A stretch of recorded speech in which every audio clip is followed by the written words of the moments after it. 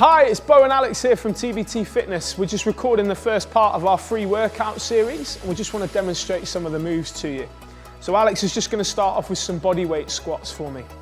Just turn to the side, Alex. Let's go. Okay, so tips when you're doing this, guys, you really just want to imagine that there's a chair behind you and you're poking your bum back to sit on it, okay? What's important is that we don't allow the knees to come too far over the toes. Keep your chest up and push through the core as you stand up, just so that you're getting absolutely everything you can out of the exercise. Other tips to bear in mind when doing squats is the depth at which you're going down. Ideally, we'd like your knees at 90 degrees. Can appreciate if this is new to you, that might not be possible in your first couple of sessions, but it's always something to push towards.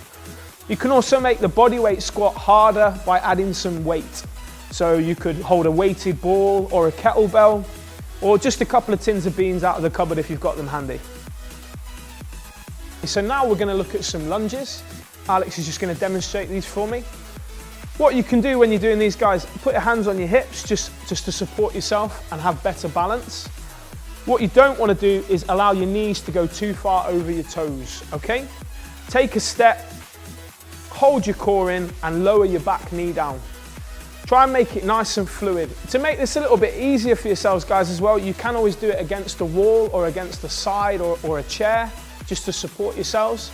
Important things when lunging is the range. It's the depth in which you're getting down. So if by holding something you can achieve that better, give it a go. Other things to bear in mind when you're lunging is to try and keep your body upright. Try not to lean too far over your knee as you go down, just putting extra pressure on your knees that you don't need. And also make the movement nice and fluid. So you're alternating legs, there's no real pauses. Squeeze your core all the time for extra stability. So now we're gonna look at some press-ups. Here at the gym, everybody does press-ups on their knees unless the technique is perfect on their feet. You get a lot more out of it that way. So as Alex is demonstrating now, what's key is that you keep your bum nice and low so that you're not putting too much pressure on your shoulders. And take your time, don't rush. Try and get all the way down and a nice press up. Another thing to bear in mind when you're doing press ups is your hand position. They need to be opposite your chest, okay? And depending on how wide you have your hands is depending on what part of the chest it's working the most. Find the easiest point for yourself and start there.